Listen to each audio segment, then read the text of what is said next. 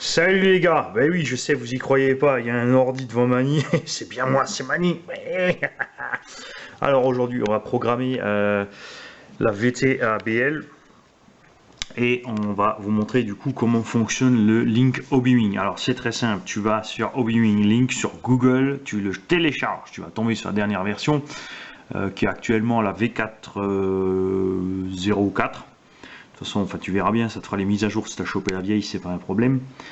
Tu ouvres ton appli, tu branches ta carte de programmation LCD, celle-ci, que ce soit une vieille ou une nouvelle, ça fonctionne. Tout ce qu'il faut, c'est au moment d'aller dessus. Ici, tu vas sur Device, puisque c'est en anglais. Device, c'est la devise, c'est ce que tu branches, en fait, pas la devise en monnaie, mais l'artefact que tu colles dessus. Oh là, les mots techniques qui nous sort le mani ce matin. Donc, tu choisis ici LCD Program Box. Là-dedans, après, tu as le choix. Il te demande si c'est bien ça. Ensuite, tu as ta version qui est dessus. Hardware, c'est la carte que tu as, hein, tout simplement. Ça, c'est une vieille carte. Firmware, ça, c'est donc la version électronique qu'il y a dessus et les versions disponibles. Et donc là, j'ai effectivement déjà fait la mise à jour, donc j'ai pas besoin. Dans ce cas-là, par exemple, si tu as une toute vieille, ça sera écrit V1.10 ou même V9 ou V2. Et tu sélectionnes tout simplement la dernière mise à jour et tu fais l'upgrade. Tu cliques ici upgrade, ça prend quelques minutes, c'est fait. Ensuite, tu retournes sur Device. Une fois que tu as fait ça, tu vas sur Vario. Quand tu vas sur Vario, tant que tu n'as pas allumé la machine, il ne se passe rien en fait. Là, elle est déjà allumée. Donc ici, tu as des petits voyants. Alors, ça se voit mal parce qu'ils sont vert foncé quand ça ne marche pas et ils clignotent vert clair, vert foncé quand c'est en train de fonctionner. Je ne sais pas si tu vas le voir à la caméra. On va l'éteindre. On va rallumer. Donc tu as bien eu le bip du machin et là tu vois ça clignote et on se met bien en branle avec le Vario. Alors voilà. Donc là tu as les basiques 1. Donc ça c'est utilisable aussi sur les versions max, les versions quick run. Je vais pas essayer de les brancher là-dessus d'ailleurs. Je sais pas si ça marche parce que j'ai ma petite carte de prog pour les quick run. Donc tu choisis un profil, puisque tu peux en faire plusieurs, puisque tout ça est reliable en fait au module Bluetooth, ce qui fait qu'un compétiteur peut utiliser instantanément des programmes, en fait des versions pré-programmées selon les circuits. Donc il y a un circuit court et sinueux, il va programmer plus de freins, plus de machin, moins de bidule, etc. Donc il choisit ses programmes. Après nous en loisir, généralement on fait un programme moyen qui nous convient pour tout et c'est parti. Après pour les geeks, c'est pas un problème, ils peuvent s'éclater comme ils veulent. Là, tu peux mettre un nom. C'est toi qui vois, c'est toi le patron. Ensuite, tu as Running Mode, c'est la fonction dont le véhicule fonctionne. Donc, ici, donc marche avant avec frein. On a bien sûr marche avant, marche arrière avec frein. C'est ce que je viens de dire. Pardon. Donc, on a marche avant avec frein, marche avant arrière avec frein et avant arrière directement. On ne sait jamais si quelqu'un veut monter ça dans un bateau alors que c'est pas étanche. Mais bon, c'est pas que pour ce Vario, c'est ça qu'il faut penser. Hein. C'est pas toujours que pour ce Vario. Le cutoff, et là, ça c'est ce qui m'embête un peu chez Obiwing. Tu as un cutoff maxi à 20 volts. Alors que 6 x 3,4 ça fait un peu plus que 20. Donc, mais bon, après la fonction auto, il faut dire ce qui est, fonctionne bien. La protection thermique du Vario. Je laisse toujours au minimum, donc à 105 degrés. Moteur, c'est pareil, 105 degrés. Là, je l'ai modifié sans faire exprès. Hop, voilà. Ensuite, basique 2. Là, tu as le sens de rotation moteur. Pas important si tu ne mets pas de capteur. Vital si tu mets un capteur. Si tu mets un capteur et que tu te plantes de sens ici, tu vas flinguer ton sensor, ça c'est sûr. Le bec du voltage, le voltage du bec, là, malheureusement, on peut choisir que 6 ou 7,4. On ne peut pas y aller de 6 à 9 volts comme c'est le cas sur Castle. La puissance de freinage maximum qui a reçu un update. Avant c'était 50% au taquet, maintenant on peut monter à 100%. Ici on va laisser à 50 puisque BL peut diminuer ça sur sa radio sans problème. La marche arrière, généralement c'est pareil, je la mets à 50%, 25% de marche arrière, ça traîne grave. Le start mode, le punch, alors ça c'est aussi, il y a différentes versions selon les différents constructeurs.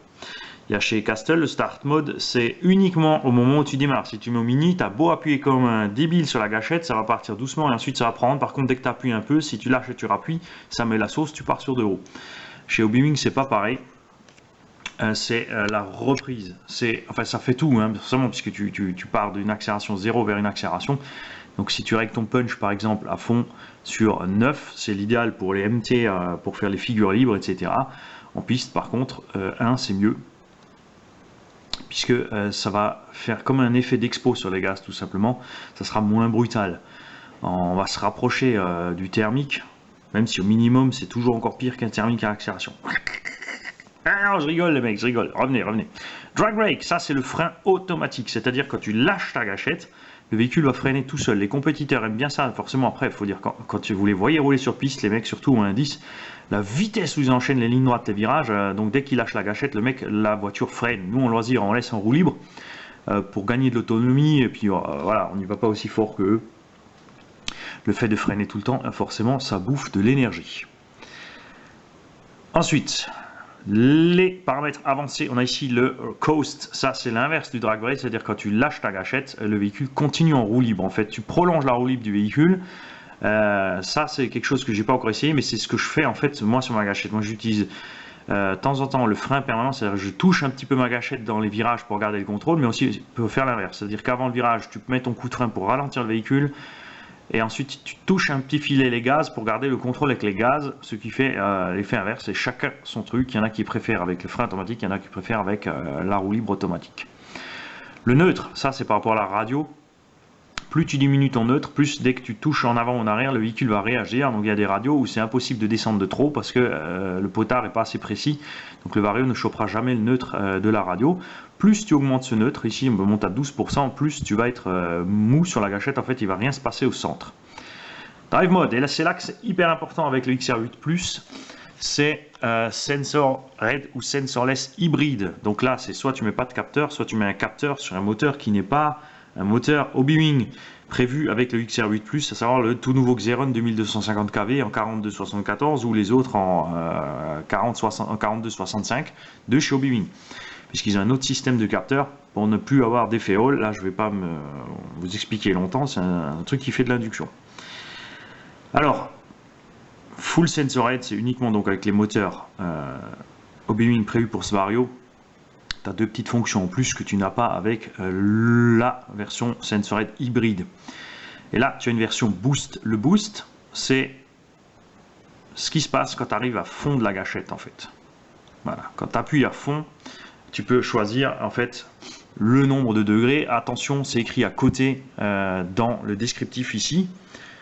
Quand tu n'es pas en full sensor head, ici c'est le double, c'est-à-dire qu'en fait là, quand ton BL va appuyer à fond sur l'accélérateur, au lieu d'être à ces 10 degrés d'avance permanente, il va passer à 30 degrés d'avance et le moteur va sortir tout ce qu'il peut. Comme c'est que au moment où on met plein gaz, c'est que quelques secondes, quelques millisecondes, c'est pas très grave.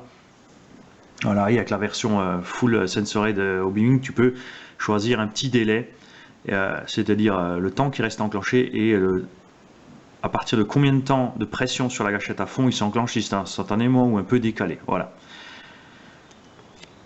J'espère que vous avez tout compris et sinon, ben, mettez-vous à l'anglais. Hein. Donc on va revenir vite au Start Mode. Ça aussi, c'est écrit ici en anglais en fait. Hein.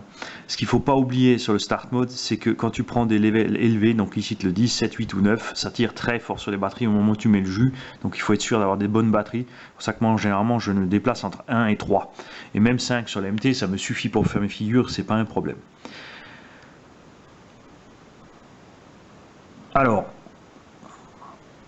il y a sur le XR8+, en plus, le data record, c'est-à-dire la petite boîte noire. Il va donc t'enregistrer les températures maximum du vario, maximum du moteur, minimum de la batterie et le maximum de tours minute moteur. Comme ça, tu sais ce qui se passe. Il y en a plein qui adorent ce genre de paramètres. Moi, personnellement, je m'en préoccupe pas. Tant que mon vario ne me fait pas une coupure thermique, je ne me penche pas sur ce qui s'est passé. Là, le petit chip, c'est évidemment l'upgrade de la version. Donc là, le très bon exemple, ça sort de chez Vartel. On a la version 4.3.1 sur le vario et la dernière version possible, dispo 4.3.1. Donc il a bien reçu un Vario de toute dernière génération, tout neuf. Voilà, pas de vieux stock chez Vartel. Et là c'est pareil que pour la carte, tu choisis ta version et tu upgrades ou pas. Il y a eu quelques modifications par rapport au début où il y a eu quelques soucis. Et voilà. Donc pour enregistrer ensuite tes paramètres, tu appuies ici sur Apply, qui veut dire appliquer. Tout simplement. Si tu t'es perdu dans tes réglages, tu as toujours la possibilité de revenir sur les défauts. Quand tu sors de là, tu débranches pas tout comme un barbare, tu déconnectes. Voilà. Tu vois, tu as entendu le bip bip, il a verrouillé le truc. C'est enregistré dans le Vario. Pour être sûr, si tu veux, tu retournes dedans, tout simplement, tu éteins, tu rallumes et tu retournes dedans instantanément.